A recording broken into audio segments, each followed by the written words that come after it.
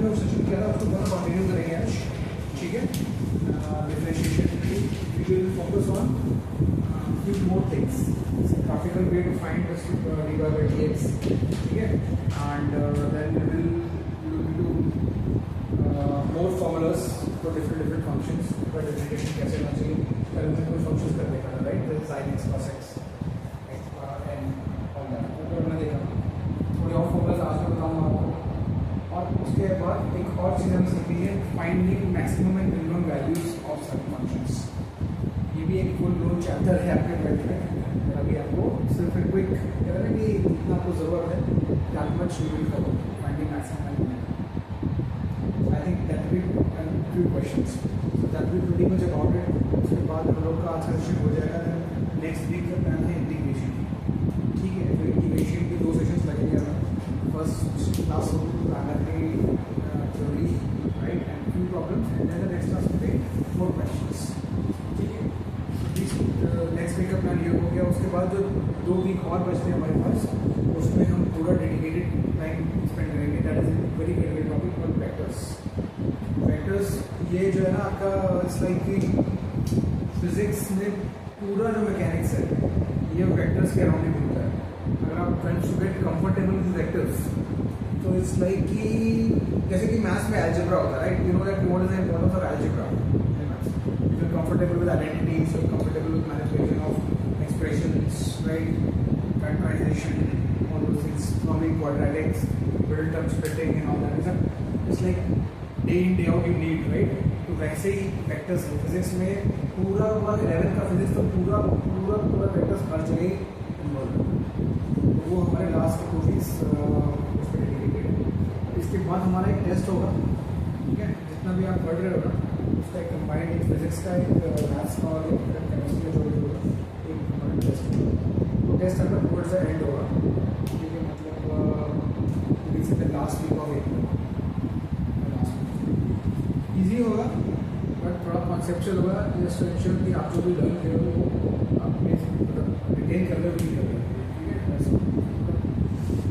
ऐसा कुछ नहीं कि बहुत इंटेंस पढ़ाई करना है आपको, बट हाँ एटलीस्ट जितना क्लास में पढ़ाया जा रहा है उतना आपको समझ में आ रहा है, जस्ट करने के लिए, ठीक है। चलो, सो अभी आज का टॉपिक है finding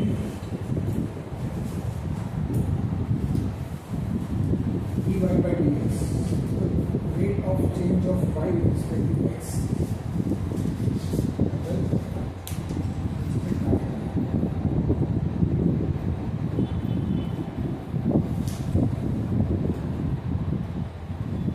More often than not, mathematically आपके पास एक्सप्रेशन रहेगा, इस तरीके का y equal to x square plus dy by dx।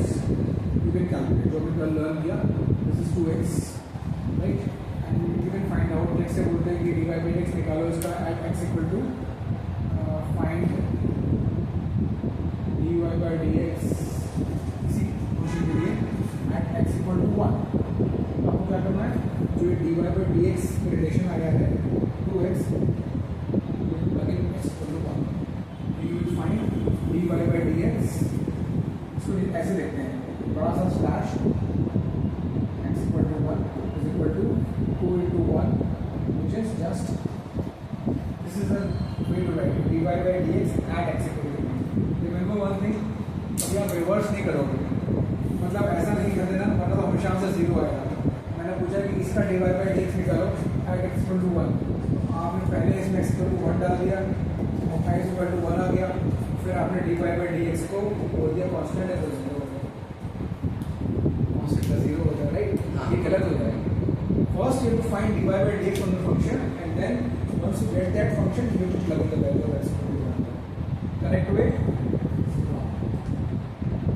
Starting में ही गलती होती है जल्दबाजी में, हम पहले वैल्यू प्लग कर देते हैं और बाद में फिर dy by dx करते हैं और 0 हो जाता है, ठीक। हाँ, अगर फंक्शन कांस्टेंट है, मतलब यहाँ पे अगर y इक्वल टू ही दिया हुआ है स्टार्टिंग में 3, इसका dy by dx 0 है at any value of x, but this was not constant, right. Understood है सर? पर मुझे आपने बोला कि dy by dx at 2x is equal to 1, तो अभी अगर मतलब फॉर्मूला कोई स्क्वायर x को है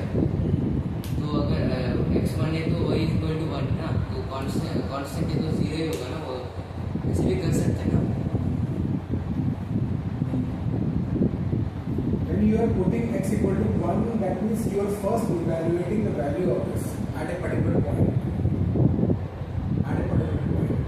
That is x equal to 1 पे 1 आ गया. And then उसका आप रेट निकालोगे तो आपको एक्चुअल फंक्शन कहाँ निकालोगे? आपने डिवाइड बाय डी को कांस्टेंट कनेक्ट कर दिया. लेट्स से कैसे होता है? मैंने आपको बोला कि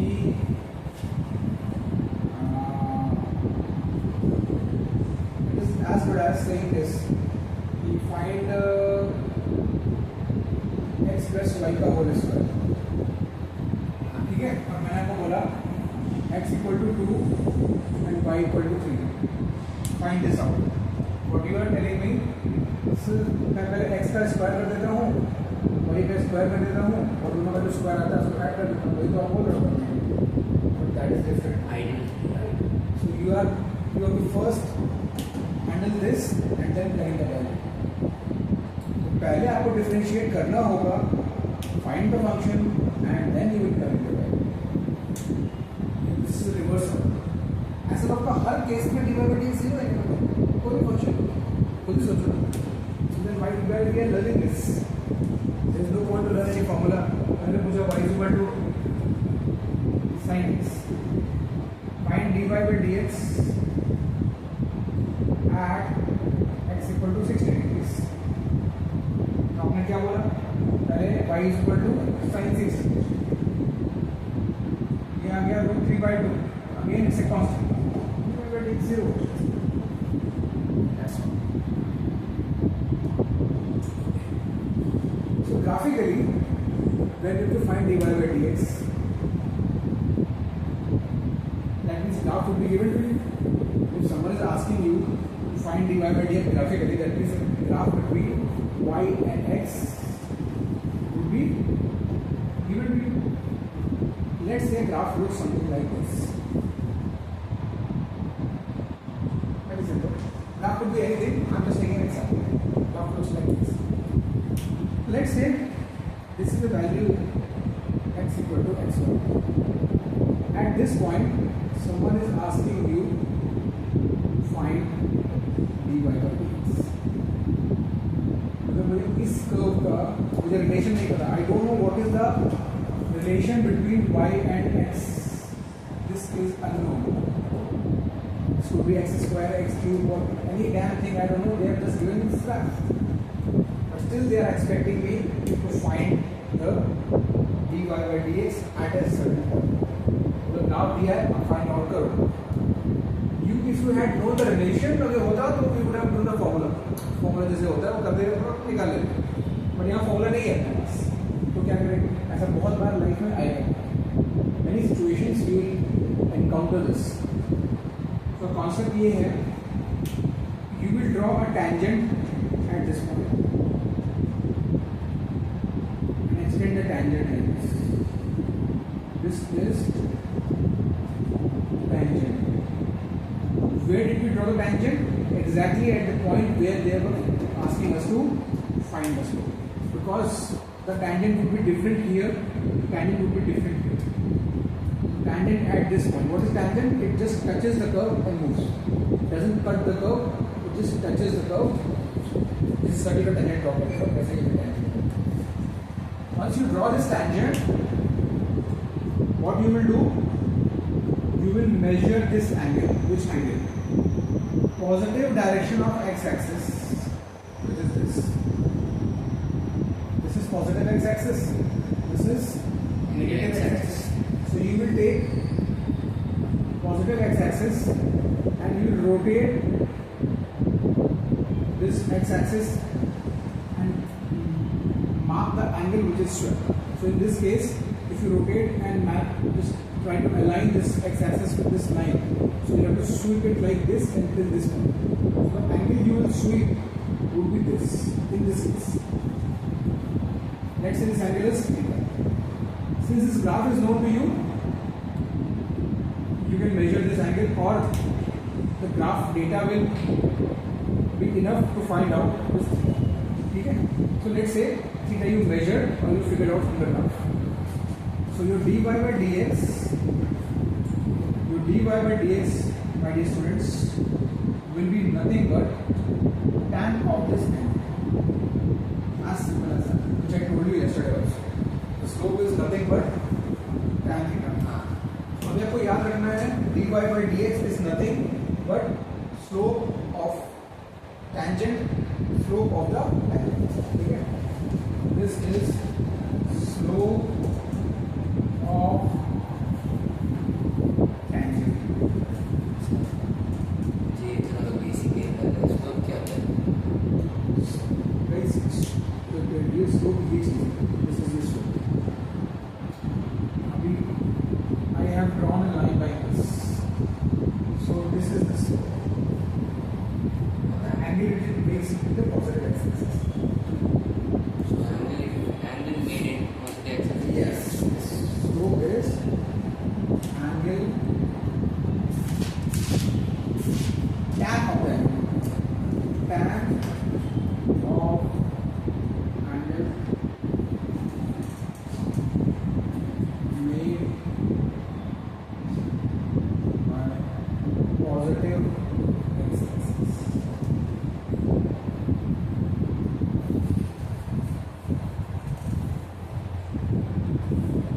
You must have done Ohm's law in this one. हाँ So उसमें बताया गया ना find the slope y2 minus y1 upon x2 minus x2.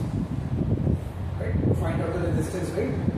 वही चीज़ है वहाँ पे तो अगर आप यहाँ ये जो एंगल देख रहे हो राइट इस एंगल का जब tan निकालोगे आप tan आएगा क्या आप देखना this will be this upon this and this is what exactly the slope is.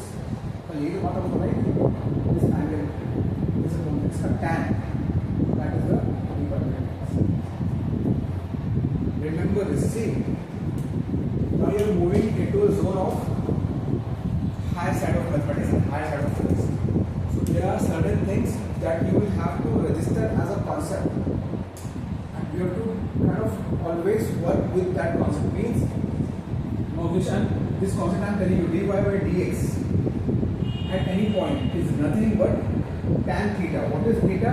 When you draw this tangent, the angle which this tangent makes with the positive direction of x-axis. Why I am saying positive? There is a reason for that. Tangent will always be not like this. Tangent will be like this as well. Right? So let's take a graph like this. Okay? This is another graph. This is y. This is x. Now if let me extend this.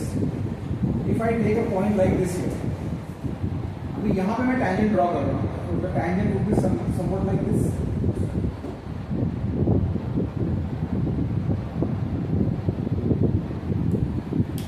At this point. Now, if your concept is clear, which angle you have to measure? Positive direction of x-axis, positive direction of x-axis, and the tangent. Again, the angle is theta. It doesn't matter the tangent is cutting x-axis on the negative. My angle is still same. अभी इसी चीज को जरा आप इस तरीके से सोचो.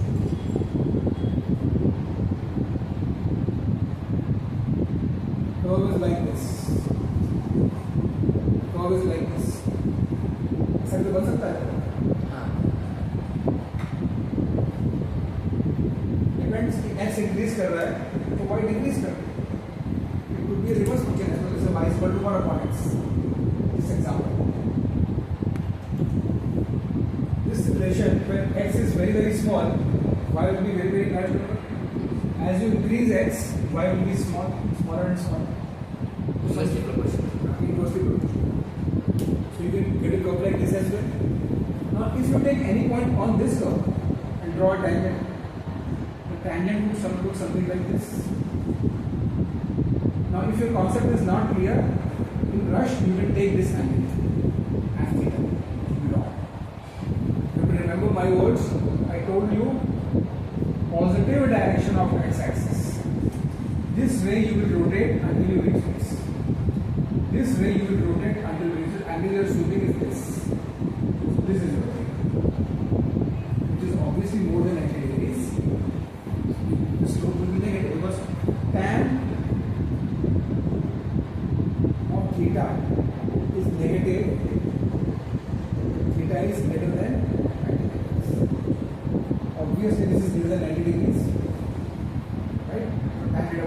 slope is negative. That means in this case, at this point, if someone asks me dy by dx, which is equal to tan theta, which will be negative. So dy by dx in this case would be negative because tan theta is negative. Why it is negative? क्योंकि theta is greater than 90. Yes, but in terms of graph, why the slope is coming negative? Why the rate of change is coming negative? Rate of change negative means, remember this, rate of change is negative. Actual meaning is when x increases, y decreases. Whenever this value happens, your rate of change is negative. So यहाँ पे as x increases, this is the sign I use for increases. Okay? As x increases, y decreases. That means dy by dx will be negative. dy by dx will be negative. That means rate of change is negative. This implies my rate of change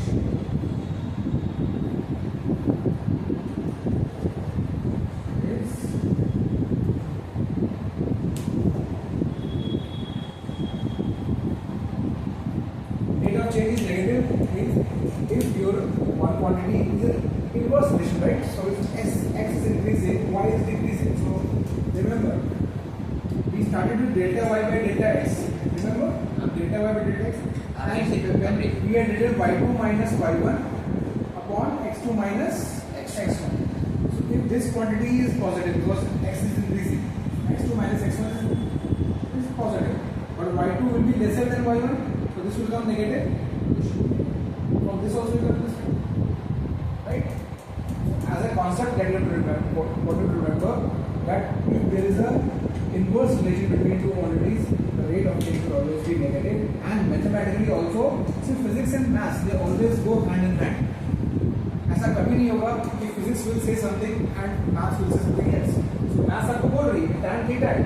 Maths तो वो पहले भी इस case में भी tan theta ही था. This was also tan theta. Here x was increasing, y was also increasing. Theta was acute, मतलब measurement.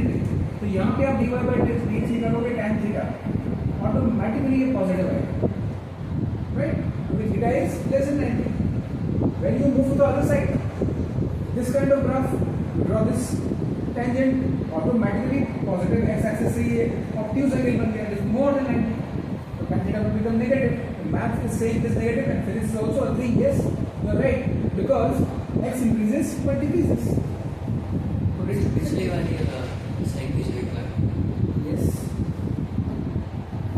हाँ यार अभी नेगेटिव नहीं है, पॉजिटिव साइड से नहीं है. What is this angle? It's okay. Configured हो रहा है तो होना चाहिए. This is less than 90 or more than 90? Just because this is falling in the negative. मैंने कभी आपको ये बोला क्या कि this depends on the whether the tangent is cutting the x-axis. I didn't. What I'm telling you, to mind my words, I'm saying you rotate positive x-axis direction. Rotate this ray until you reach this. This is the cube. So I never said this is your preconceived thing. So always आपको क्या लगता है कि हाँ आप इसमें coordinate fix कर रहे हो कि इधर एक्स कोऑर्डिनेट, मैंने एक्स कोऑर्डिनेट की बात ही नहीं की. Did I mention? तो जो सर बोल रहे हैं, टीचर बोल रहा है, तो ध्यान से सुनना है. मैंने सिर्फ बोला इस एंगल पर डिपेंड करता है, इस एंगल पर डिपेंड करता है. ये तो बिकॉज ये है कि मैंने पॉइंट यहाँ पे लिया, उसका मैंने पॉइंट यहाँ पे लिया होता उस टाइम पॉजिटिव में आ जाता. इसका इम्पैक्ट पॉजिटिव में और zero, but that does not matter. What matters is this angle. ये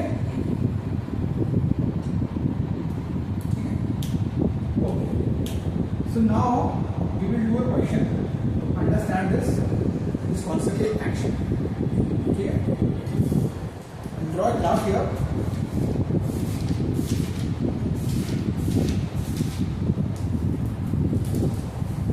This is a very good question to understand the slope concept dy by dx and the graphic concept of this. So graph is like this. You can draw the same graph and I'm drawing. We don't need to draw it on a graph paper. Now you are in grade 11, right? Learn to draw graphs without using the graph paper or whatever, right? Just by using your intuition pattern, you should be comfortable drawing graphs. The curve is given like this.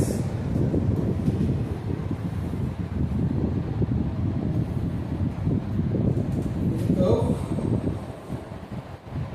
given like this.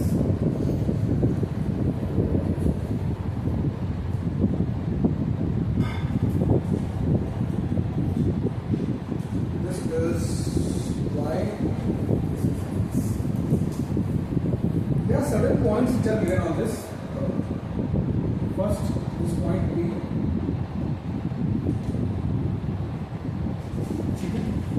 Then there is a point A. Then there is a point which is horizontally opposite to A, which is D. This is one. All these points are on the curve. A and B and D. We are dropping these lines here. This value is given as 2. This is 0. This value is given as 10. This value is given as 6. Okay. This is 4. This is 8. And then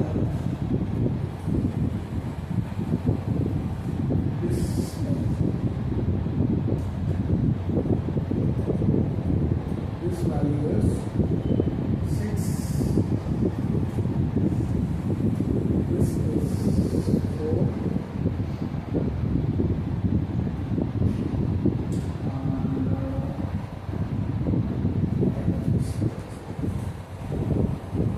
The actual curve is green. Rest all are the points A, P, D.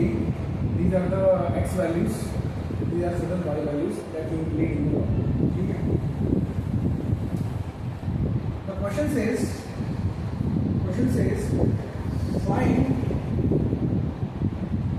dy by dx and equal to x equal to 2, 6 and 10. Find dy by dx at x equal to 2, x equal to 6, x equal to 10. This is the scope of the problem.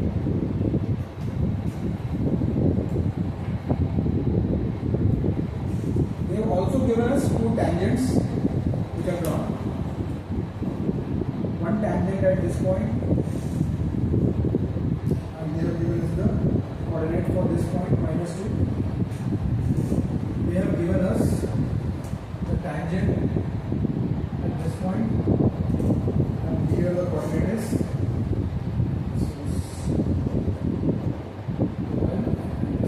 this coordinate is 14.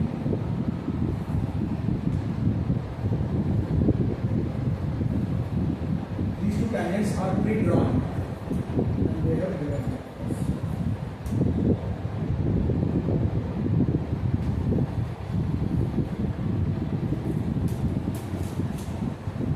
Pay attention to this, right?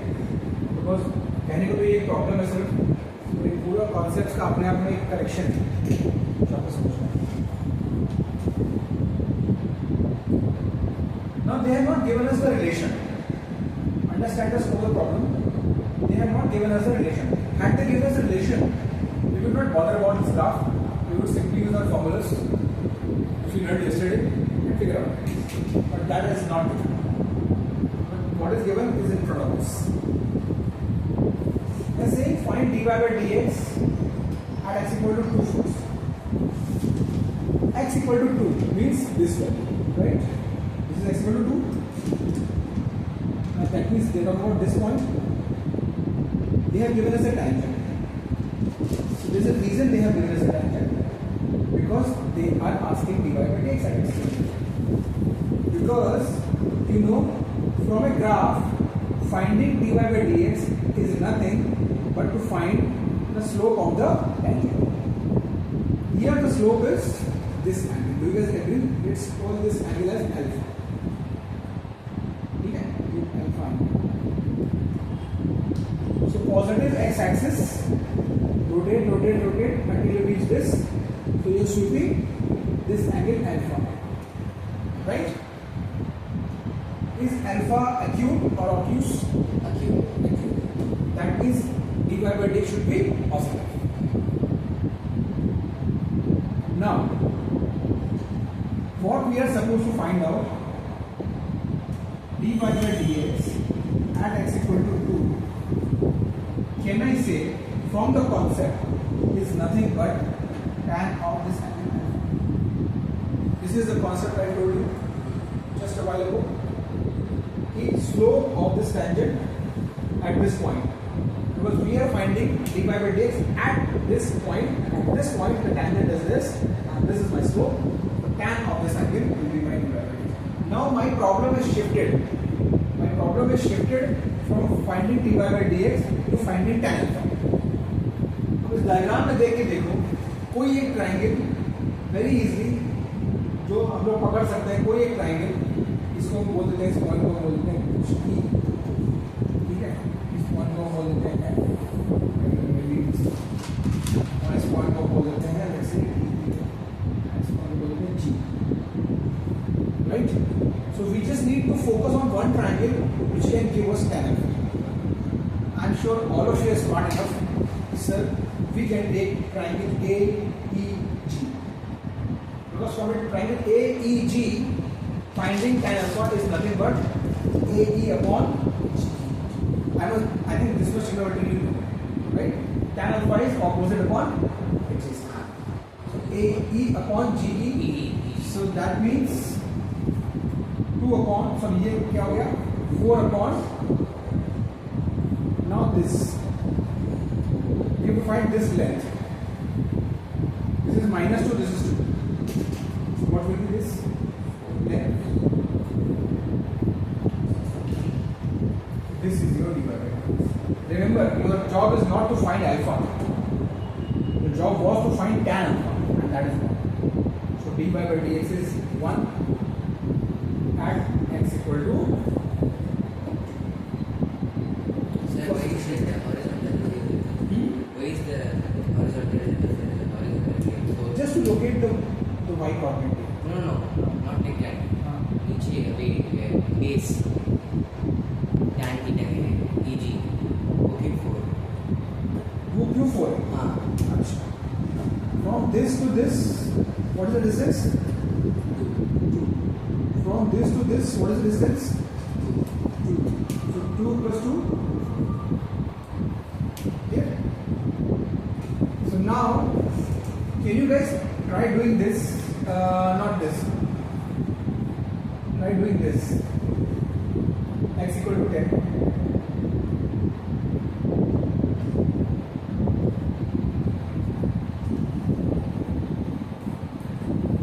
There is a mistake you guys can do, which I am expecting you to do. But okay, I want you to do that mistake, and then I'll tell you how to correct.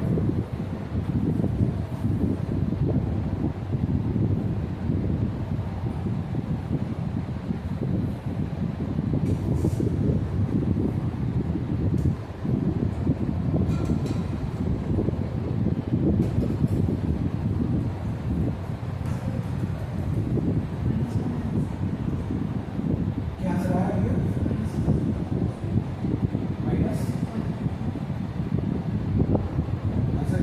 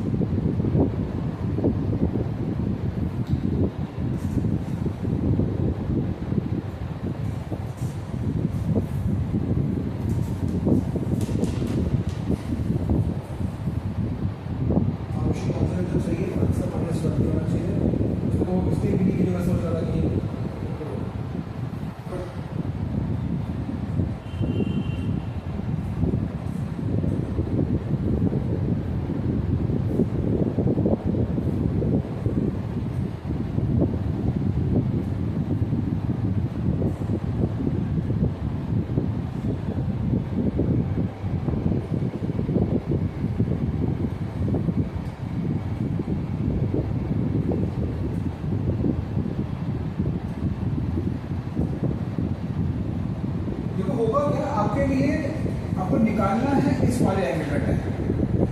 Let's call this beta. But what the system is giving you, what the diagram is giving you, you will be rather comfortable finding tan of this. Let's say this angle is theta. So tan theta आप निकाल सकते हो with the information given here. But you are interested not in theta, you are interested in tan beta. Because positive x-axis को घुमाना है, right? Positive x-axis को घुमा के किस लाइन करना है? Tangent के साथ. So you are sweeping this angle beta, right? But beta के आगे तो कुछ ट्रायंगल ही नहीं है, तो आप क्या निकाल सकते हो इजीली? थीटा. बट थीटा और बीटा में कुछ रिलेशन है, तो पहले काम करते हैं, पहले tan थीटा जो हम निकाल सकते हैं वो निकाल. थीटा और बीटा में कुछ तो रिलेशन है, हम यूज कर लेंगे बाद में. पहले सिर्फ tan थीटा अगर मुझे बताओ आप, tan theta would be what? Tan theta would be this upon this. Again this length is 4 and this is 14 minus 10 again 4. Answer आ गया 1. So we have got tan theta, but that was never the target. Target was tan theta. So it's through some trigonometry we have to use. Let's say यहाँ पे हमारे पास theta plus beta, इन दोनों को add करें तो क्या आएगा? 180. इसका मतलब है beta is 180 degrees minus theta. We want to find tan beta. That was the target, tan beta. So यहाँ पे अगर हम tan लेते हैं, this will be tan 180 minus theta. दोनों साइड ऐड कर देना tan. नाउ हमें ये याद रखना है एक फॉर्मूला, अभी आपको पता नहीं मैथ के समय बताया कि tan of 180 degrees minus theta is equal to minus of, अभी क्या रिमेंबर भी कर सकते हो इसको, tan of 180 degree minus theta is nothing but minus of tan. So ये चीज हो जाएगी माइनस ऑफ tan थीटा. जॉब डन है, क्योंकि हमको tan बीटा चाहिए था, tan थीटा को मालूम था 1 ये माइनस.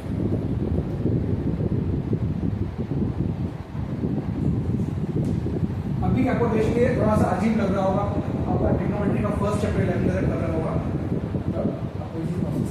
अभी के लिए आप याद रखो कि tan of 180 minus theta is always, जैसे कि मान लो मेरे पास मुझे tan 60 पता है, tan 60 की वैल्यू ज़्यादा है क्या होती है? √3. और किसी ने आपसे पूछा कि मुझे tan 60 नहीं चाहिए, मुझे tan 120 चाहिए, मुझे tan 60 नहीं चाहिए, मुझे tan 120 चाहिए. 120 is 180 minus 60. 180 minus 60 is minus tan 60. That will be tan 120 को हम लिख सकते हैं tan 180 minus 60, ये तो लिख ही सकते हैं. जस्ट 180 को 180 minus 60 लिख रहे हैं, 120 को ये तो कर सकते हैं. और ये चीज क्या होती है? tan 180 minus theta, whatever theta might be, tan 180 minus theta is always minus times tan theta. तो जब minus times tan theta is what?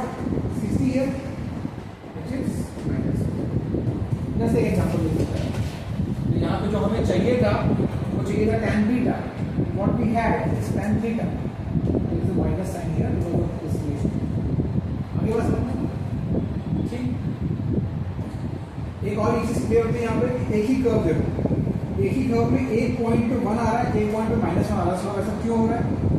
From the physics perspective, here the slope, actually the slopes are same, both are 1 1, but the only difference is here y is increasing with the rate 1 with respect to x, and here y is decreasing with the rate 1. From a physics, देखो plus minus का हमेशा एक physics का sign होता है. Physics will always give you, physics में अगर बोलोगे कि मैं फोर्स लगा रहा हूँ, एक सिंपल आपको सुना रहा हूँ, मैं फिजिक्स में बोलूँ कि I am applying a force of -10 newton, इसका माइनस साइन लाइफ में एग्जिस्ट नहीं करता है. There is nothing like zero के पैरामीटर में. आप इमेजिन करो, नॉर्मल बच्चे को समझा पाओगे कि what is the minimum number of chocolates, तो बोलेगा 1 या फिर ज़्यादा जानता होगा बोलेगा 0। तो जब आप -1 बोलोगे तो मतलब वो क्या सोचेगा, ये अजीब सी बात है, -1 व्हाट इज दिस -1। तो माइनस नंबर सिर्फ मैथ्स ने डेवलप किया है चीज़ों को सिंप्लीफाई करने के लिए। फिजिक्स को समझ में नहीं आता, फिजिक्स को समझ में नहीं आता। वो तो -10 यूनिट्स का मतलब अगर मैं एक बॉक्स पे फोर्स लगा रहा हूँ दिस इज 10 न्यूटन प्लस, आप बोल रहे हो फोर्स -10 लग रहा है, इसका मतलब मेरे लिए ये वाला फोर्स बोल रहे हो, रिवर्स है। फिजिक्स को समझ में आती है डायरेक्शन, कि आप माइनस बोल रहे हो इसका मतलब अगर पॉजिटिव के ऑपोजिट फोर्स लग रहा है, this you are maybe calling minus. Understand? वही चीज मैथ्स ने बोल दिया स्लोप -1, तो आपने मान भी लिया rate of change -1। This means quantity y is decreasing with respect to x with a rate 1. ये डिक्रीज बता रहा है, ये इंक्रीज बता रहा है। That's it. जैसे आप ये सब करते हैं साइन कन्वेंशंस, ये कॉन्वेक्स मिरर रखा है, कॉन्केव मिरर रखा है, इधर गए तो नेगेटिव, इधर गए पॉजिटिव, राइट। उस साइन कन्वेंशन का, बट अगर आप ये लिखते हो कि u इज इक्वल टू -8, तो इस माइनस का सिर्फ इतना ही तो मतलब है कि object is kept on this साइड। फिजिक्स पर्सपेक्टिव से सोचो, दैट्स इट। मैथ्स आपको सॉल्व करने के, because you want to solve this 1/v + 1/u equal to 1/f, solving के लिए मुझे -8 यूज करना पड़ेगा, दैट इज मैथ्स का application of this. But as such -8 it doesn't mean, it means the object is kept on the left, that's so physics में minus sign has to be always explained why this minus sign is false. Why, if it is a vector quantity, that's the direction. If it is a scalar quantity, it has to have a proper meaning. Okay? तो ये पूरे question से हमने क्या समझ लिया? How do we find dy by dx when the curve is given? Now, tangent draw करना आपकी एक्सपेक्टेशन ये होगी, आपसे वो एक्सपेक्ट ये नहीं करेंगे कि आप एक्चुअली स्ट्रेट लेके टैंजेंट ड्रॉ करोगे, बट टैंजेंट जब आप ड्रॉ कर रहोगे they will give you sufficient information in the graph so that you would be able to figure things out, right. यहाँ मैंने कहीं एक्चुअल ग्राफ ड्रॉ किया नहीं किया, but I am going to find out why the problem maker face key boss graph is given, then you should be able to utilise this to find this. That is what the expectation is. Let's say this graph, you plot this graph using the help of a computer. एक बार plot हो गया, then it is presented to you, एक printout आपको मिल गया, पूछा dy by dx निकालो, आप निकाल सकते हो, आता है आपको निकालो। That is what it is called. The expectation would never be in today's world. The expectation would never be to draw this graph with these values. The expectation would be to utilize this graph. That is the expectation, and you can understand.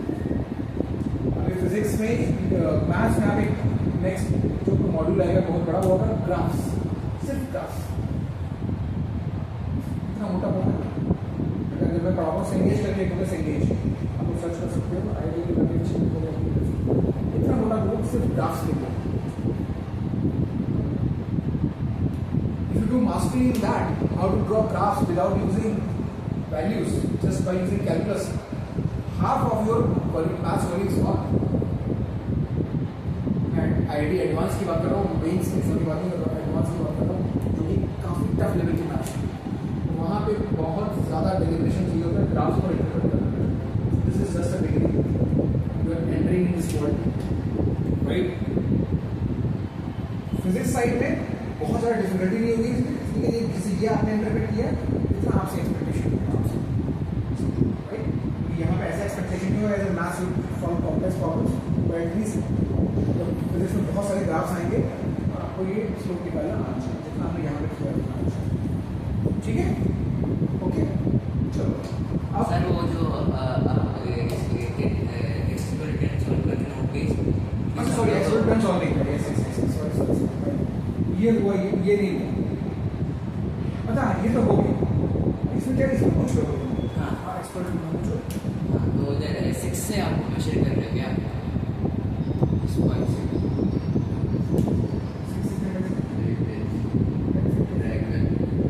ये अच्छा करने नहीं बताया, तो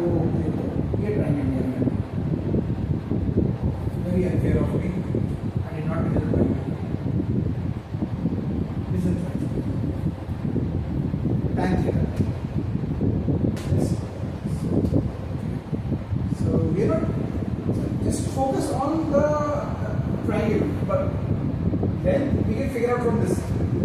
This is 40 minus 10. This is. First, you pinpoint the triangle. Sir, but with the x is 10 per annum, we have to wait from Tangent of 10 will draw here. tangent में वो angles दो नहीं समझा मैंने टेंजेंट यहाँ पे draw किया तो टेंजेंट का जो एंगल आया वो ये आया वो मैं निकाल नहीं सकता I was not able to find this because there is no triangle on this side so I have to take help of this angle because there is a relation between these two angles if I find out tan of this I know I can find this because these two are adding up to 180 so I shifted my scope to this and then this is part of this triangle.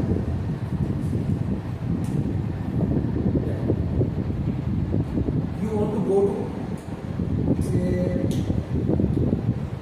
यहाँ से आपको बार-बार ऐसे mall जाना है वो कर रहे हैं वो मॉल है वहाँ जाना है you decide to go with the auto. Decide to go with auto. Doesn't really matter which auto. Whichever comes will sit and go. Pay the money. So this is the auto. This is triangle is the auto. It doesn't matter to me which triangle I choose. This is to solve. I have to find this. This is the model. For going there, I need this one. Understood? I never drew the tangent at the wrong point. My tangent was at x equal to 10. And this tangent when I drew, this was creating this angle which I was not able to find. So I shifted my focus to this and उसके लिए मुझे ये auto को करना. समझे बात का?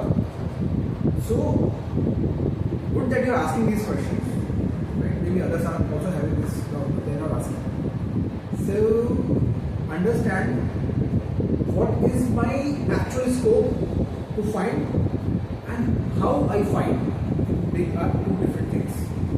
If in my how part I have to use this, let it be I will use because this is the triangle is given to me, so I will leverage this.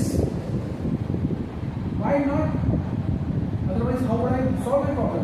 So we are not playing game of ethics. Oh, how can I use the data of 10? Or how can I use the data of some other coordinate which was not involved? अरे मुझे तो सिर्फ cancel निकालना है यार, that's it. Right? जो निकालना है उसके लिए जो मैं कर ये 14 हमने यूज किया राइट? 14 minus 10 क्या यूज किया? 14 नहीं पिक्चर में नहीं 14 सिर्फ इसलिए कि ये टेंजेंट यहाँ कट कर रहा है 14 पे and that's the reason they have given in this quadrant. So utilize this. This is never in the scope of the problem, but this is just a tool to find the tan.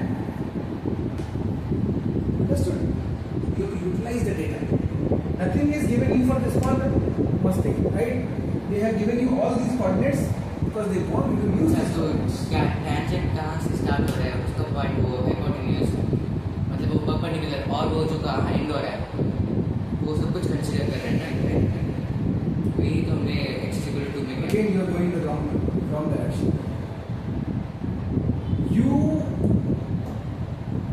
This was the curve. Now you do the tangent like this. We were supposed to find this. So where this tangent is ending, maybe okay. आप इसको यहाँ तक ले जाओ. The same tan theta you can find from this triangle also. If they had given you this.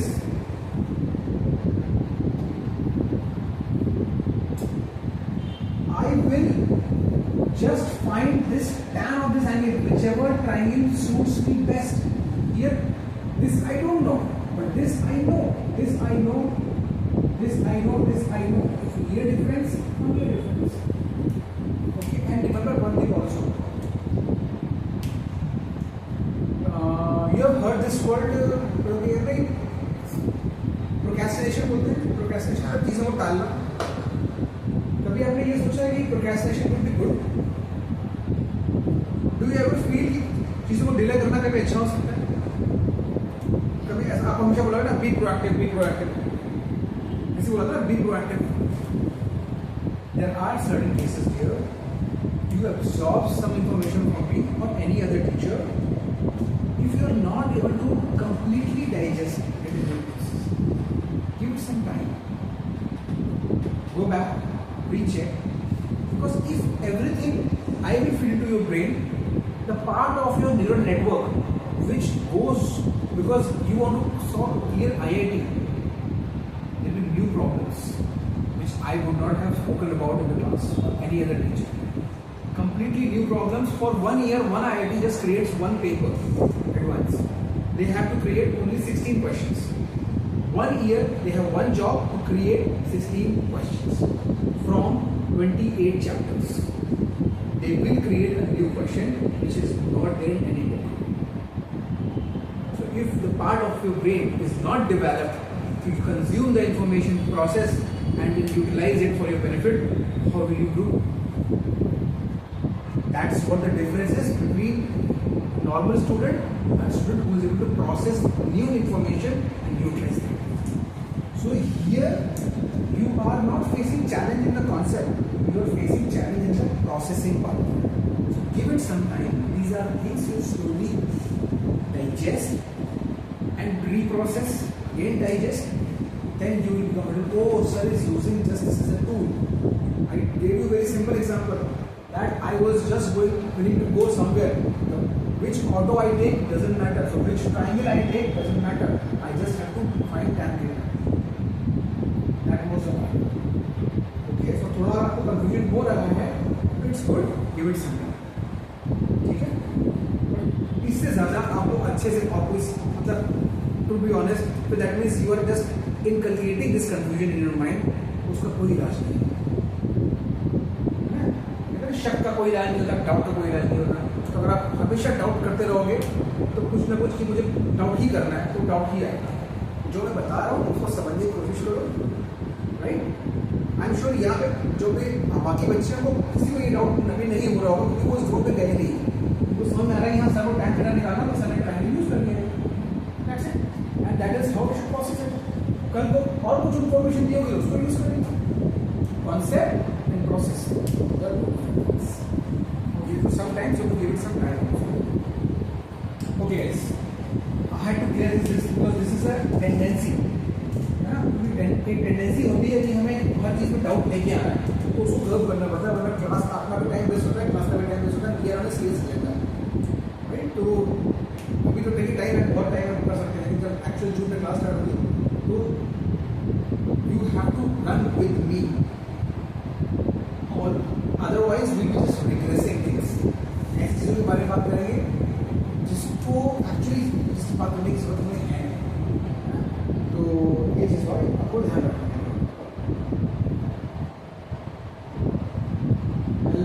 There's one book.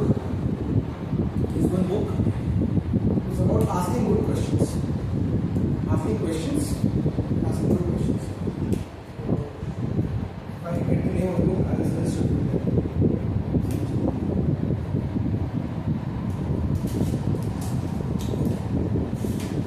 ये part हो गया. अब हमको करना है एक छोटा सा मॉड्यूल. एक चीज जो है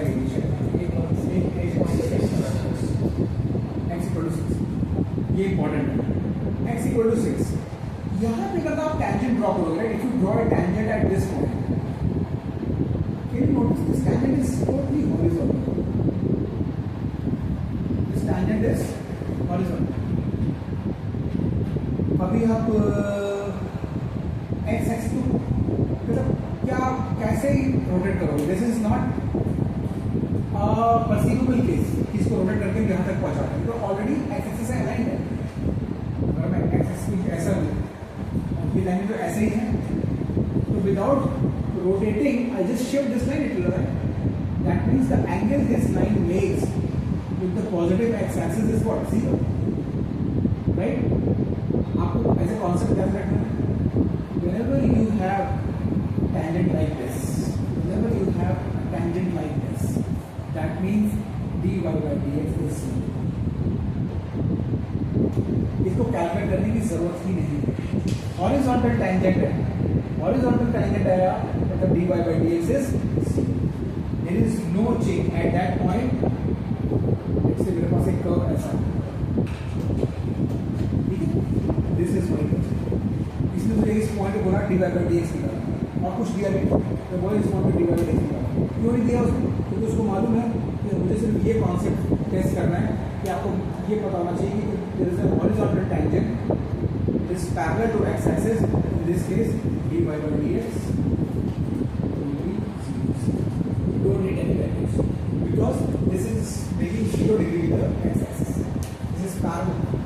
ये अंडरस्टैंड करो आप कि एक ये लाइन है और एक ये लाइन है. What is the angle between these lines? 0. Because just by shifting this line here, you will overlap. एक ये लाइन है और जब एक ये लाइन है, then angle is 90. यह लाइन ऐसी है, एंगल इज दिस. अगर दोनों लाइन सेम डायरेक्शन में है, दोनों लाइन सेम डायरेक्शन में है, angle will be 0. tan of 0, tan theta, tan of 0 will be 0. तो वैसे अगर दिमाग में बैठाना तो वैसे बैठा लो, जैसे मैं बता रहा हूँ वो ज़्यादा सिंपल है. हॉरिजॉन्टल टेंजेंट मतलब dy by dx. जब भी कर्व का टेंजेंट हॉरिजॉन्टल है तो dy by dx राइट और horizontal tangent dy by dx is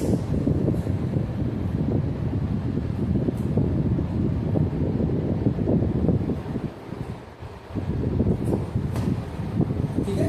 इसमें भी सर टेंजेंट लोग देंगे ना कुछ, मतलब वो क्या क्या इसमें दिया है कि अभी आप यू आर जस्ट लर्निंग. इस पॉइंट पे टेंजेंट देने की जरूरत नहीं है एक्चुअली. दिस इज ऑब्वियस कि इट इज फॉलो, हाँ नहीं सर नहीं है. बट ये और यहाँ either they will give or they can present you information in a way that you can figure out it. So you be assured you are not supposed to draw this curve and draw that, because see, if they allow you to draw the tangent, you know what will happen. For some person tangent would be like this.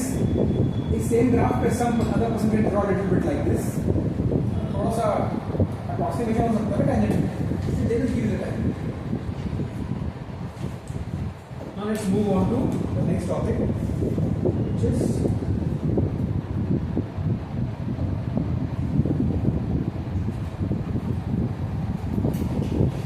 maximum and minimum values. इसको बोलते हैं maximum and minimum. Maxima and again this is a full blown topic in maths. Physics student की जरूरत होती है. Maxima and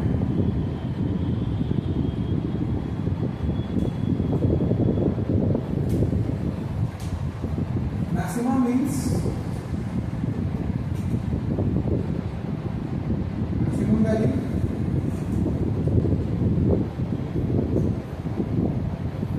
and minimum means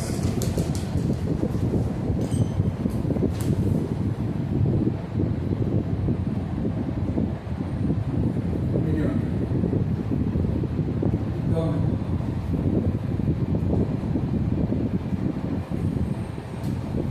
इसको पहले curve से समझेंगे और उसके बाद इसको मैथमेटिकली कैसे इंटरप्रेट करना है. मानो मेरे पास एक कर्व है कुछ इस तरीके से.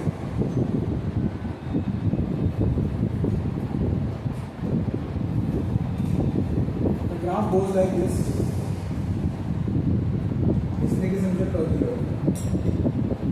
मैंने जानबूझ के ग्राफ ऐसा बनाया है just to make you understand. Understand things, visualize. एक बार समझ ग्राफ में समझ गया तो आप मैथ इसका आराम से कर लेंगे. ना मुझे बोला गया कि find this is y is concern.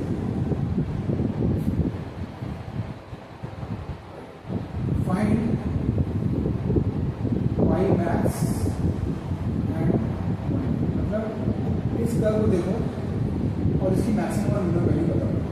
अब फटाक से बोलो सर जो सामने दिख रहा है ये जो पीक है, this peak is the maximum value of y and ये जो लोअर पॉइंट है this is the minimum value of y. From a curve perspective what what can we say about the tangent at this point? If I want to, yes, very good. It would be horizontal tangent here, and the same would be horizontal tangent. What you are observing, whenever a curve attains a maximum or attains a minimum, इन दोनों ही case में मेरा dy by dx is becoming 0. ये हमेशा होता है, ये हमेशा होता है, क्योंकि आप पीक पे जाओगे, पीक को है किस लिए, तो ये मैक्सिमम क्यों है, ये मैक्सिमम इसीलिए है कि इसके नेबर से ये बड़ा है, इसके नेबर मतलब ये और ये सबसे बड़ा है, इसीलिए पीक है ना। ये लोअर क्यों है, ये अपने ये मतलब अपने नेबर से छोटा है, आप इसके इधर आओ या इसके इधर जाओ, ये चीज हमेशा आपको नीचे मिलेगी, जिस लाइक वैल्यू, इसको बोलते हैं पीक, इसको बोलते हैं वैल्यू।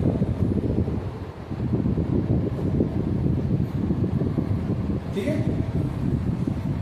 हमको पीक एनालिसिस नहीं मतलब नहीं है, अभी हमको भी मैथ्स पूरी तरीके से नहीं, हमें फिजिक्स में क्या देखना है कि कभी भी किसी वाई एक्स रिलेशन में मुझे किसी ने बोला फाइंड मैक्सिमम वाई या मैक्सिमम में, तो मुझे मालूम है मुझे क्या करना है, d Y by D x को 0 करना, और डी वाई बाई डी एक्स को 0 करके I will get certain value of y, और उस वाई की जो वैल्यू होगी इसके करस्पॉन्डिंग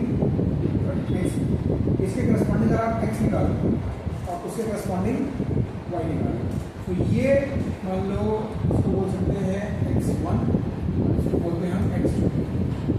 तो x1 की करस्पॉन्डिंग जो कर्व की वैल्यू आएगी y1 वो होगी मैक्सिमम, और x2 की करस्पॉन्डिंग जो वैल्यू आएगी y2 होगी। x1 x2 कैसे निकालोगे, dy by dx को 0 कर दिए, ये इक्वेशन बनेगी, dy by dx 0 होगा, इक्वेशन बनेगी, उससे x की वैल्यू आएगी, x की वैल्यू निकाल के आप ओरिजिनल कर्व में डालोगे और वैल्यू निकालोगे। ये चीज आपको ऐसे समझ में नहीं आएगा। Let's understand this thing with a example, वरना ये सब कुछ एक आपको ध्यान सकते हैं लगेगा। मेरे पास एक कर्व दिया हुआ है, रिलेशन दिया हुआ 1 y = x plus 1 by x. This is the relation given to me. Y varies with x with this relation. जैसे मान लो x = 1 में क्या जाएगा, 1 plus 1 by 1 2, x = 2 पे 2 plus 1 by 2 3 by 2, राइट, इसके हिसाब से आता है। बट ये कराना उसका इंटेंशन नहीं है, वो बोल रहा है कि अगर y is dependent on x like this, find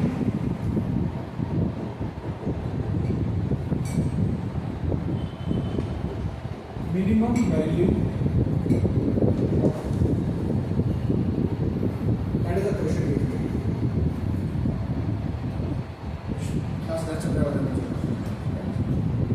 Find minimum value of y. आपको याद आया कि अच्छा मिनिमम वैल्यू की बात हो रही है, इसका मतलब दिस विल बिकम मिनिमम और maximum where dy by dx becomes 0. तो पहला काम आपका होगा कि find dy by dx of this. First step, differentiate this and find dy by dx. इसका dy by dx, x का डिफरेंशिएट क्या होगा,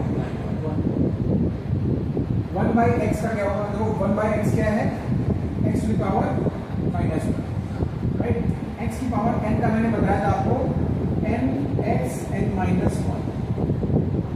तो अभी -1 के केस में क्या आएगा, -1 के केस में आएगा -1 पहले n आ गया, पहले आ गया -1 इंटू x n -1, n क्या है -1 -1 तो बेसिकली हो गया -1 अपॉन x², तो ये x पर -2 होगा, तो -1 by x, तो ये हो जाएगा -1 by x। ये याद भी रखो गाइस, ये इंपॉर्टेंट रिलेशन है, dy by dx of 1 by x is -1 obviously आप ऐसे निकाल सकते हो, मैंने निकाला है, बट याद रहेगा तो टाइम बचेगा और एरर का स्कोप भी कम होगा। dy by dx of 1 by x is minus 1 by x square। ठीक है, वो मेन टारगेट नहीं था, मेन टारगेट था dy by dx निकालना। और मुझे ये मालूम है मिनिमम हो या मैक्सिमम हो, वहां पे dy by dx क्या होता है, 0 होता है। मतलब ये चीज क्या होनी चाहिए, 0 होनी चाहिए। इसका मतलब 1 minus 1 by x square को हमको 0 करना पड़ेगा। तो यहाँ से क्या हो गया, 1 by x square is equal to, इसको बदल क्या, तो यहाँ से आ गया x square is equal to 1, reverse कर दिया, x is equal to plus minus 1, x is equal to plus minus 1। अब प्रॉब्लम ये है कि dy by dx जब 0 हुआ था तो यार ये भी हो सकता था, ये भी हो सकता है, it could be this scenario, this scenario. How do I know कि दिस इज मैक्सिमम और मिनिमम? तो उसके लिए क्या करना है, अब ये थोड़ा सा ट्रिकी को लग सकता है। You got two values, x equal to 1, x equal to minus 1।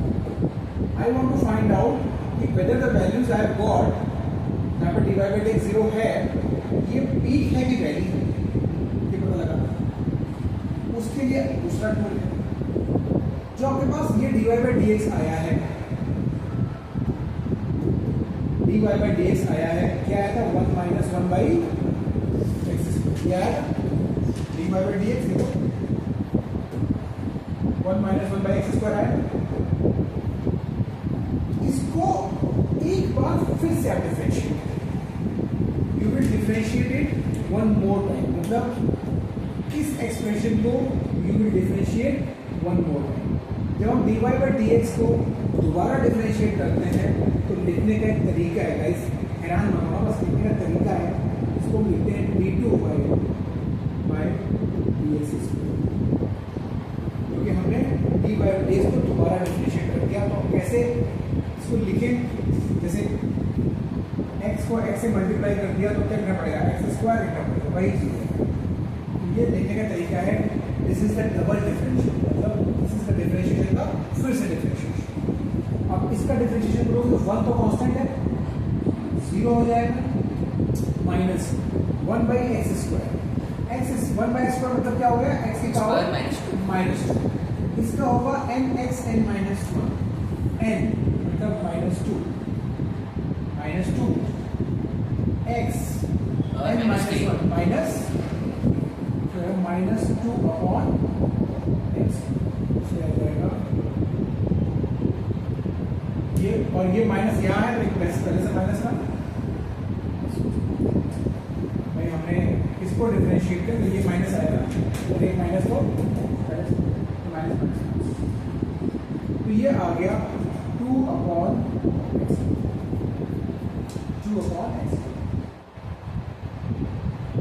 दोबारा डिफरेंशिएट किया, ये आ गया। इफ इसकी वैल्यू ये लिख लो नोट्स में,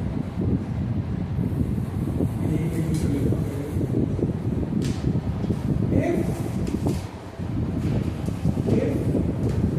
d2 by dx square is positive at that value of x, if it is positive, it's a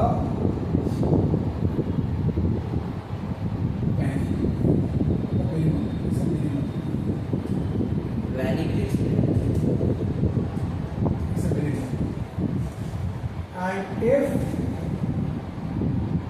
d2 by dx square is negative, it's a plus.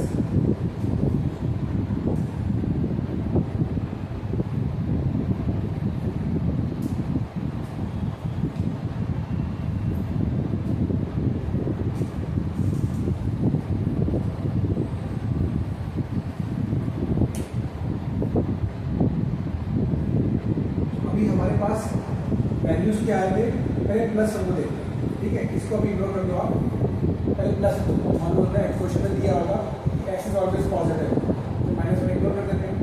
हमारे पास सोचना था x equal to 1, x equal to 1 पे value क्या है, positive या negative, positive आएगी। तो at x equal to 1 d2y by dx square, इसकी वैल्यू आई है 2/1 का क्यूब, मतलब 2, मतलब this is positive, 2 is a positive number, that means this is the first case.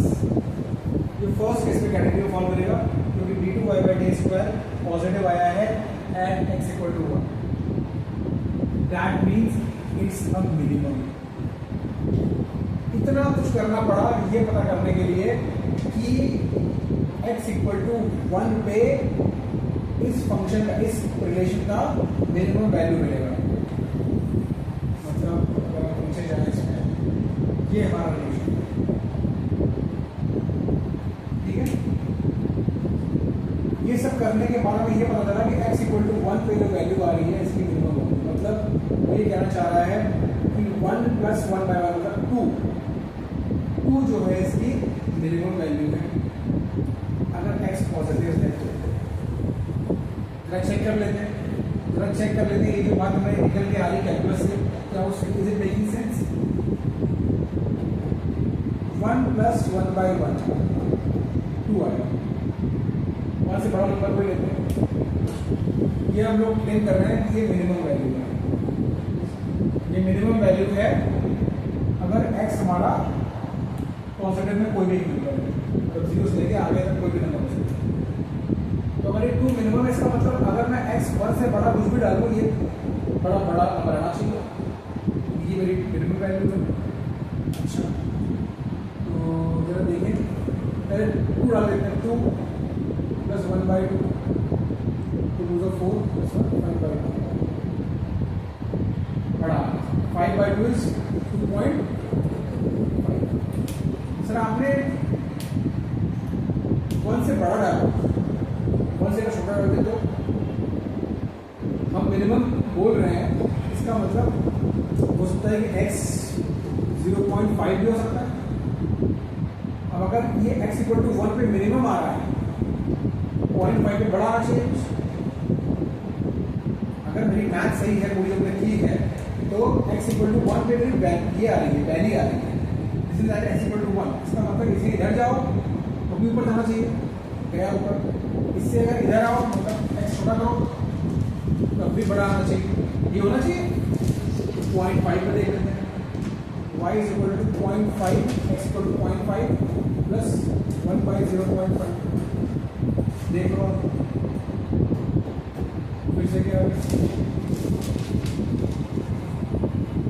और चाहिए, तो x इक्वल टू 0.1 डाल के देखिए, x इक्वल टू ये भी 1 से छोटा है, ये 0.1 डाल देंगे तो क्या आएगा, y is equal to x plus 1 by x, 0.1 plus 1 upon 0.1, देख लो ये क्या आ गया। दैट मीन्स जो हमने x इक्वल टू 1 निकाला था 2, ये इस फंक्शन की मिनिमम वैल्यू है अगर x पॉजिटिव। इतना कुछ करना पड़ा सिर्फ ये सेटल करने के लिए कि इस x प्लस 1 बाई एक्स की मिनिमम वैल्यू 2, कई बार हमको ये चीजें करनी पड़ेंगी, कई बार हमको। हाँ, अच्छी चीज ये है कि हमारे पास क्वांटिटीज होंगी, वो फिजिक्स की क्वांटिटीज होंगी, तो चीजें वो पॉजिटिव ही होंगी, वो नेगेटिव जोन में नहीं जाती है। जो क्वांटिटीज होंगी वो डिस्टेंस ट्रेवल्ड ऐसा कुछ है, मतलब तो ये चीजें पॉजिटिव ही होंगी। तो आपको सिर्फ पॉजिटिव साइड ऑफ थिंग पे हैंडल करना है, लेकिन तब भी पता भी लगाना पड़ेगा कहाँ पे देना होगा, कहाँ पे। तो प्रोसेस में फिर से रिपीट कर रहा हूँ,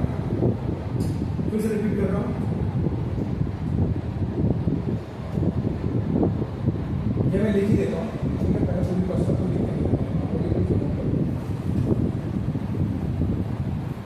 हेडिंग लगा रहा हूँ, फाइंडिंग मिनिमम और ये स्टेप्स आप जो है वो नोट करो। फाइंडिंग मिनिमम और पहला स्टेप आप करोगे फाइंड dy बाई dx, दूसरा step, you will make dy by dx as 0.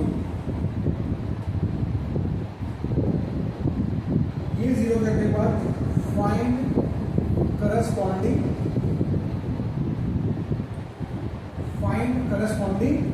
x. जहाँ पे ये 0 हो रहा है, solve this equation, find corresponding x. 4.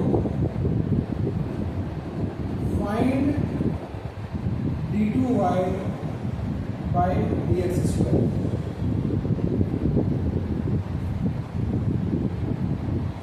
फिर चेक करोगे if d2y by dx square is positive, it is a minimum. If d2y by dx square is negative, this will point to a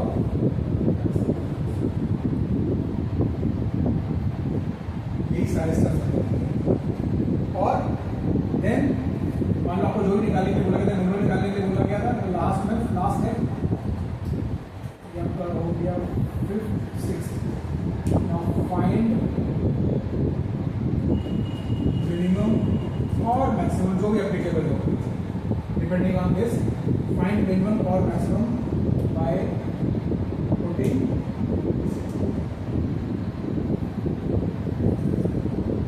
corresponding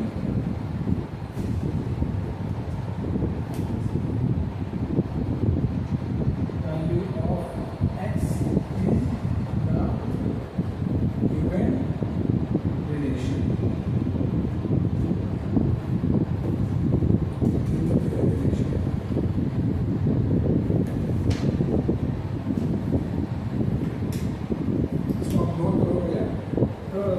shortcuts भी है कि आपको हर बार इतना कुछ करना पड़ेगा नहीं, फिजिक्स में नहीं, मैथ्स में। मैथ्स वाली टॉपिक पढ़ोगे 12th के सेकेंड हाफ में, तो सेकेंड हाफ में 12th के मिड में अभी टॉपिक का डिटेल में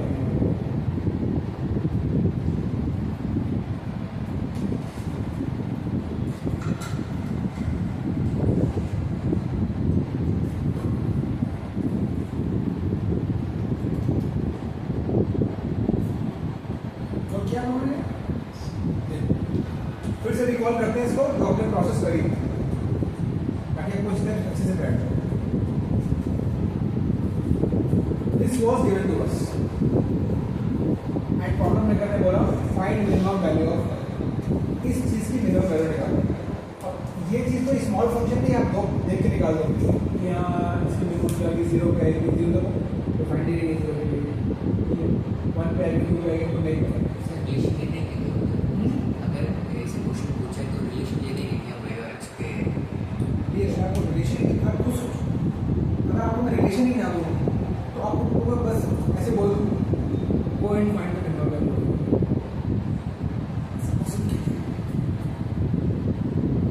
बिफोर आस्किंग एक क्वेश्चन आस्किंग में कोई डिफिकल्टी नहीं है, लेकिन इट शुड बी दिमाग में क्वेश्चन आया और पूछा, उससे पहले एक बार तो सोचो ना शुड क्या पूछा। अगर आपने रिलेशन ही नहीं दूंगा तो आपसे किस चीज़ की मिलेगा? मैं सोचा कि कोई इसका पता कुछ होगा, कैसे हो सकता है? जब मुझे मैं आपको बताऊंगा ही नहीं कि कोई हाथी है कि घोड़ा है कि समुद्र है कि जहाज है कि पानी है, जब मैं बताऊंगा ही नहीं आपको कि why is what, how can I expect any value, forget about minimum value. It's very obvious, they will give you some relation, then they will say find the minimum value of maximum value. मैं आपको बोलूँ go anywhere, go तो क्या मतलब बोलोगे ना सब कहाँ हो, इस रूम में जाओ उस रूम में जाओ कहीं तो जाओ, तो अपने मिनिमम मैक्सिमम रिलेशन से स्टार्ट करना है। ऐसी बातें तो मजा आ जाएगा, ठीक है। So you start with the relation x plus 1 by x, this is the relation. उसने बोला मिनिमम निकालना, पहला स्टेप क्या किया हमने, dy by dx निकाला, वो क्या आया, उसके बाद उसको 0 किया, जो ये आया इसको 0 किया, तो ये स्टेप्स हो गया।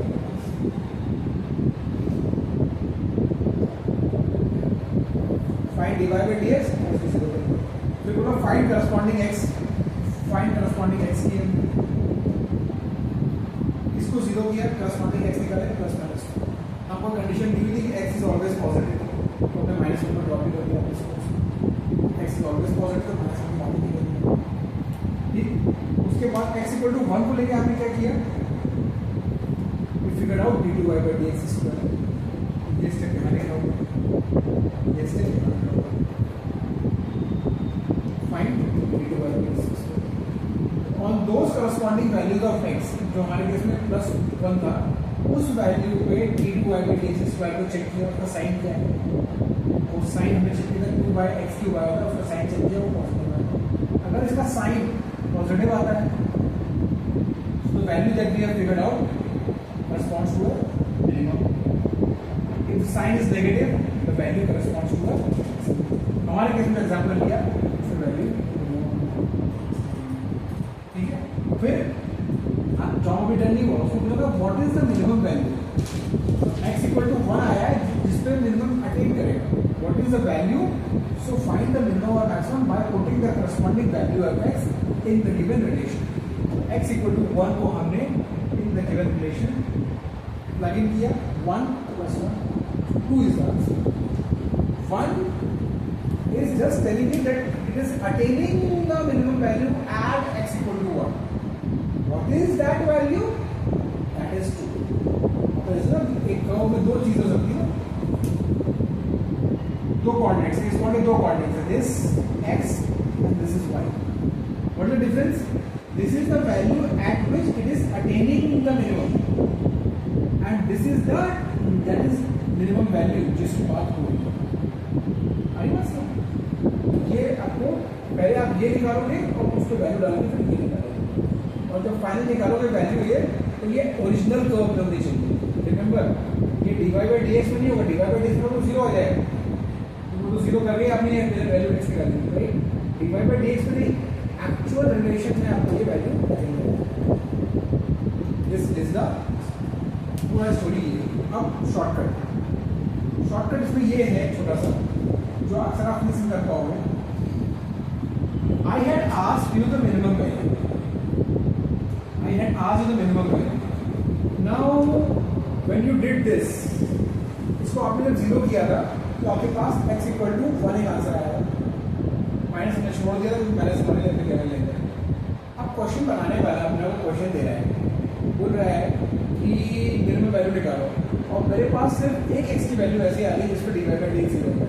क्वेश्चन बनाने वाला खाली मजे के क्वेश्चन देगा, इसका मतलब है आप चेक करो चाहे ना करो, d2 by dx का उसको ऑलरेडी पॉजिटिव आएगा ही आएगा, वरना वो क्वेश्चन में आपको एक मिनिमम निकालने के लिए देगा ही नहीं। अगर 2-3 वैल्यू आपके पास आए तब तो ये करना बनता है कौन से वैल्यू पे पॉजिटिव काम में नेगेटिव है, बट अगर एक ही वैल्यू आपके पास आया है so that has to be the minimum और द मैक्सिमम जो उसने पूछा, तो ये स्टेप आप बचा सकते हो, और बचाते हैं हम लोग फिर इसको, क्योंकि ये भी एक टाइम टेकिंग एक्सरसाइज होती है। एग्जाम्स लाइक नीट और JEE mains, time 2 seconds 3 seconds you save, 10 seconds you save, you solve one more problem. Important है कि आप ये ट्रिक समझो, if by doing dy by dx 0 you get only one value, so that value has to be the minimum or the maximum, whatever that person is asking. Don't invest time in reaching. Yes, if you get more than one values, you are not sure which one will be minimum, which one will be maximum, then you will have to do this additional check। एक बार फिर से differentiate करो और ये पूरी कहानी हमारी बात समझ में समझिए।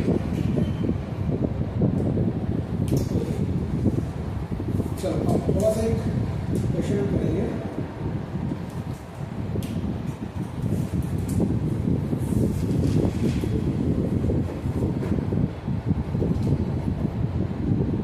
एक particle is basically thrown from the ground, ठीक है। So this particle is thrown from the ground, और एट एनी गिवन इंस्टेंट, अभी यहाँ पे है height is given by this relation. Height is given as ut minus half gp, where g का value दिया हुआ है, g से कांस्टेंट वैल्यू दिया हुआ है।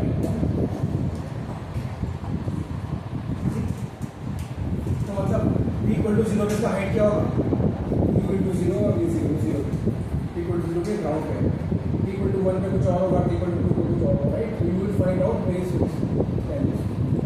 वो इंटेंशन नहीं है, वो पूछ रहा है if this is given to you, find the time taken in reaching the maximum.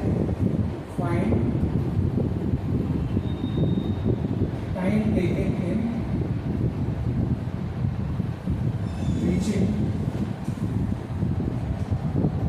maximum.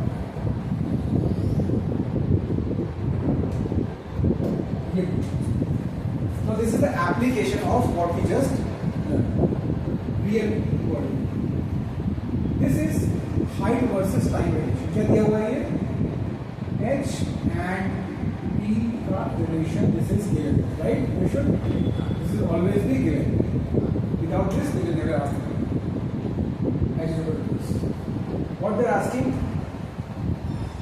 Maximum height. They want ये तो ये h दिख रहा है आपको, ये मैक्सिमम चाहिए। You understand? मैक्सिमम हो चाहे मिनिमम होता जब भी है तो वहाँ पे dy by dx क्या होता है? 0। अभी यहाँ पे y की जगह है h। इसको अगर रिलेशन को देखो, आपने क्या यहाँ पे y लिखते हैं, यहाँ पे x लिखते हैं। यहाँ पे y x नहीं है, हमेशा y x नहीं होगा। ये नाम बदल सकते हैं, जैसे अलजेब्रा में x को आप x लिखो, x को y भी बोल सकते हो, y को z भी बोल सकते हो। इसलिए अब जो ये मेन रिलेशन है वो h और t के बीच में, इसका मतलब आपको dh by dt को समझो। ये सिर्फ एक नॉमेनक्लेचर है, ये बात समझ रहे हो? dy by dx मतलब इधर जो क्वांटिटी है डिपेंडेंट वो ये क्वांटिटी है, और जो इंडिपेंडेंट है वो ये है। तो यहाँ पे height is dependent on time, तो dh by dt इसको 0 बता। फॉर्मूले में कोई डिफरेंस नहीं आया गाइस, आप समझ लो कि x प्लस वाई का होल स्क्वायर या फिर a प्लस b का whole square, there is no difference in the formula is वही, ठीक है? u एक कांस्टेंट की तरह लिया जाएगा, हाफ एक कांस्टेंट की तरह लिया जाएगा, g इज आल्सो बोलेगा। अब इसको आपको dh by dt क्या आप लोग डिफरेंशिएट कर सकते हो? मैंने आपको बताया था some constant times x divide by dx क्या होता है? सेम कांस्टेंट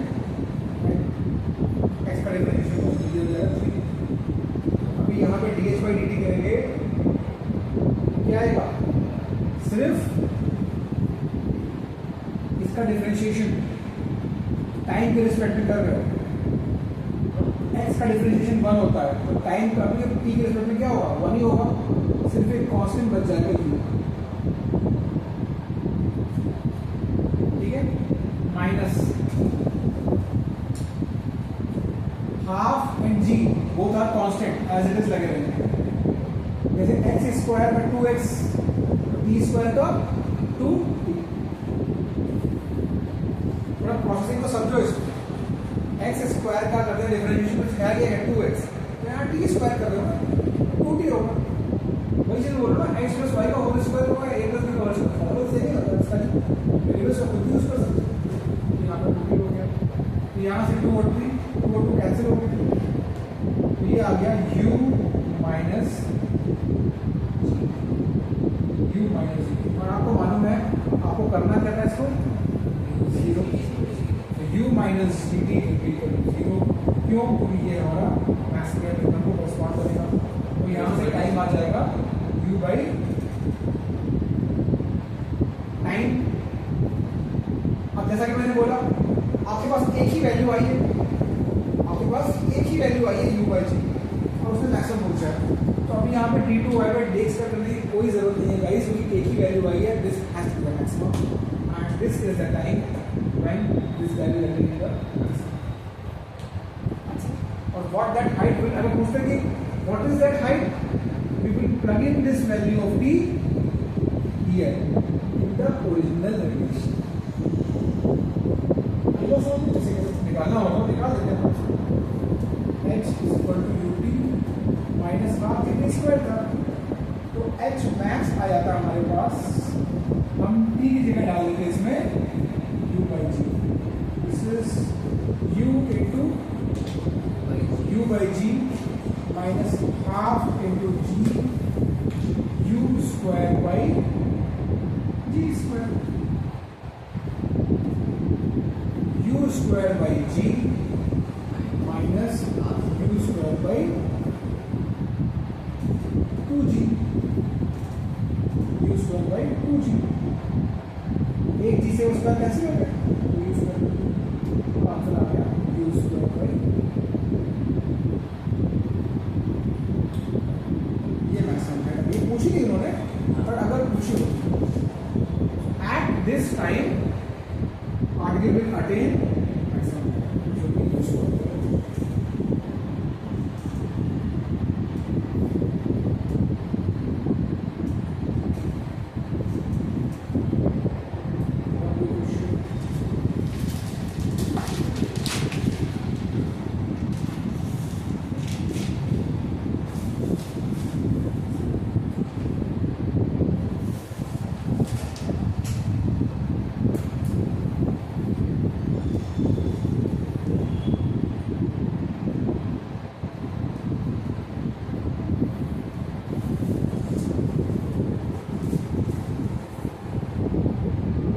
चीजें ऐसा है आपको बहुत, या पहली बार पढ़ना, you can not expect yourself to be 100% comfortable. Once you revise, do few more problems, थोड़ा टाइम निकलेगा, धीरे धीरे आपको ये चीजें इतनी नॉर्मल लगेगी कि आप फिजिक्स का फर्स्ट चैप्टर खत्म होते होते जून में आप इन सब चीजों को इतने आराम से कर रहे होगे, देखना आप सभी लोग कर रहे होगे कि आप लोग बिना सोचे आपका बन चलेगा। ये मैं आपको दावा करता हूँ, मैं I can first time this things so complicated, मतलब कि नॉट कॉम्प्लिकेटेड, ऑल दिस तो लाइफ पूरी है जब ग्राउंड पूरी नंबर्स बहुत कम दिखते, ऐसा होगा आपको फिजिक्स में ज़्यादातर अल्फाबेट्स लिखने वाले हैं, नंबर्स में कम लिखने वाले हैं, तो ये भी एक आदत डालनी है। प्लस बहुत सारे नए तरीके हैं, नए टूल्स हैं, उसका आपको मतलब अपना कंफर्ट जोन उसको बनाना है, टाइम लगेगा, जल्दी नहीं आएगा। जैसे एक चीज़ मैं आपको बताई ना, जैसे हम लिखते हैं y is equal to x square, तो जब dy बाई डी एक्स करते हैं तो ये 2x लिखते हैं। अब जब मैंने लिखा आपको h is equal to d square, अभी आपको अजीब लगा होगा कि यार ये dy बाई डी एक्स ये अब क्या हो गया? तो भाई इधर जो लिखा है y है, इधर जो लिखा है x है, तो समझो कि ये y ना ये x है, तो यहाँ पे क्या हो जाएगा? dy बाई डी एक्स मतलब dh बाई dt, और यहाँ पे एक्स स्क्वायर का 2x, कोई फर्क नहीं है, फॉर्मूला सेम ही है। तो इसी को समझने के लिए क्वेश्चन और करते हैं। आपको मालूम है स्फीयर का वॉल्यूम कैसे निकलता है? स्फीयर का वॉल्यूम होता है 4/3 पाई r is the radius, r is the radius of the sphere, और इसका वॉल्यूम आप ऐसे इसमें क्वेश्चन पूछ रहे हैं find the rate of change of volume in respect to, find rate of change of volume with respect to, उसको हम अटैच करके देखते हैं।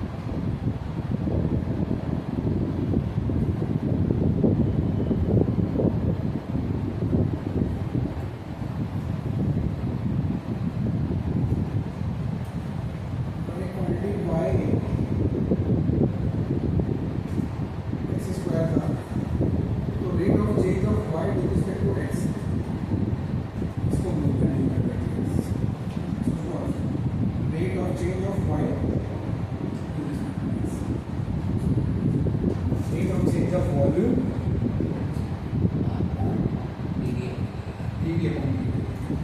They are simply asking you to find dv upon 4 by 3 pi क्या हो रहा है? Constant number as this रहेगा. r cube का क्या हो जाएगा?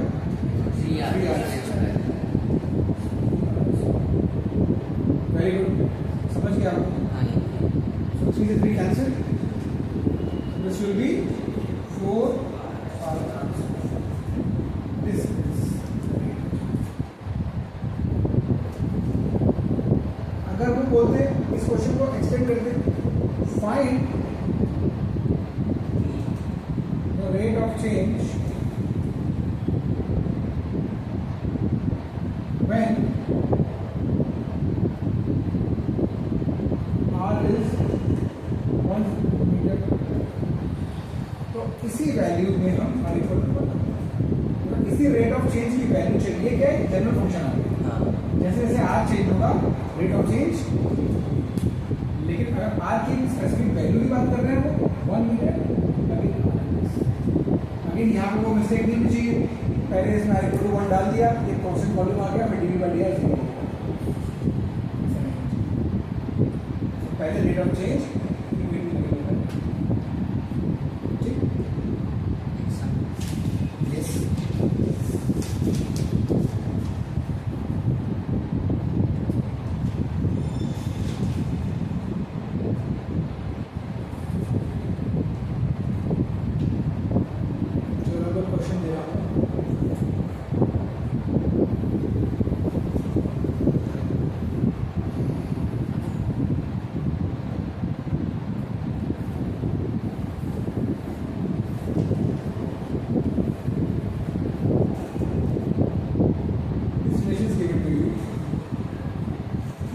charge flowing in a wire and T is 10.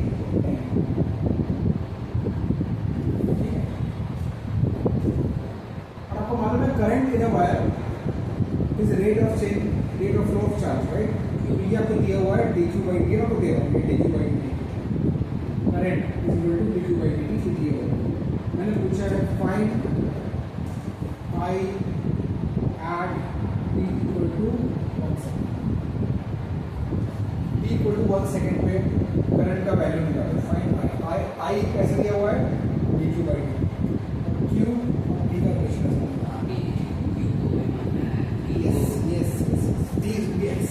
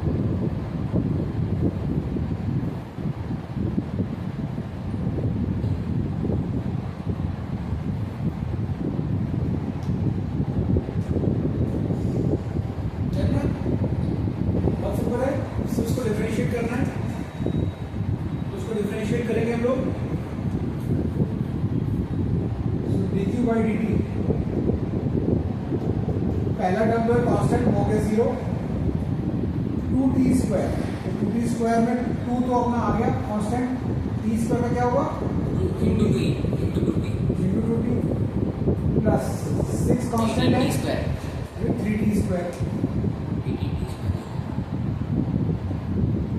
So this will be your splitting this 4t plus 3t square. Now they are asking find the current. This will be I was what? Sir आगे differentiate करेंगे. हाँ?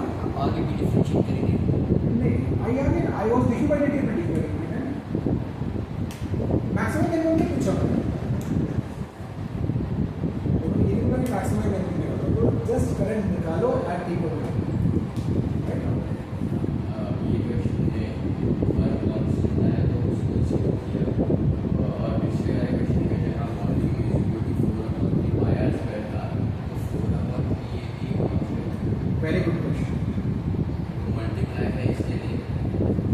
पहले वो question का answer तो देता हूँ।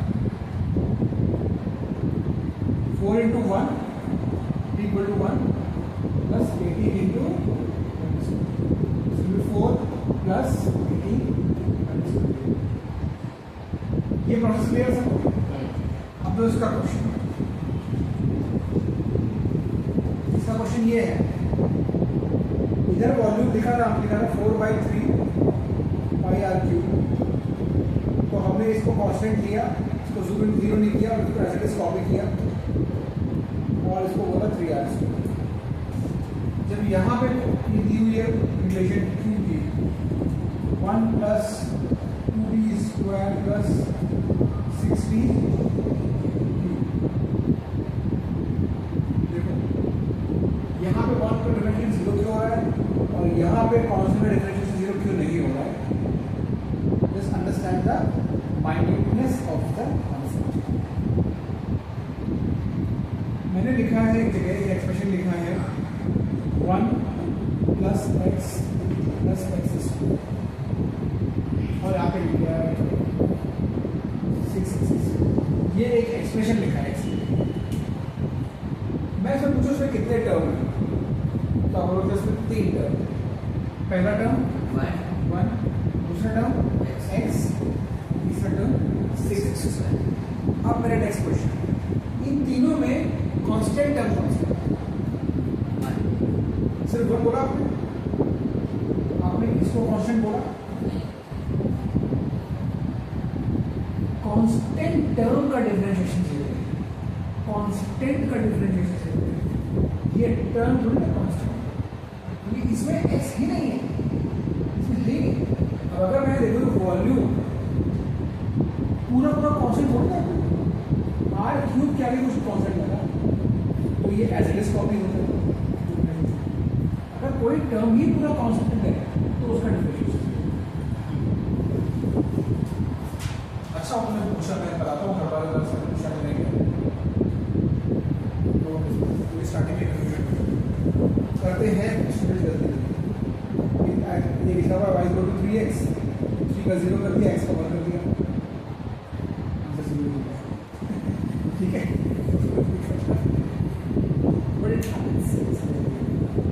ठीक है, तो आगे इतने रखेंगे, आपको कुछ नहीं करना है, जो क्लास से जो कंटेंट है इसको सिर्फ रिवाइज कर लेना है, ठीक है। उससे कुछ नहीं करना। Next week we will start integration, वो इसका कैलकुलस का सेकंड पार्ट है। उसके बाद क्या है डिफरेंशिएशन हो गया जितना आपको पता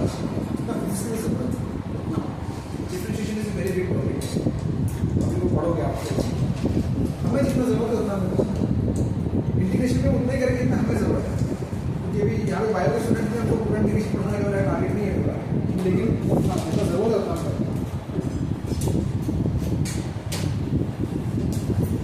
बड़ी सभी को रखने वाला है,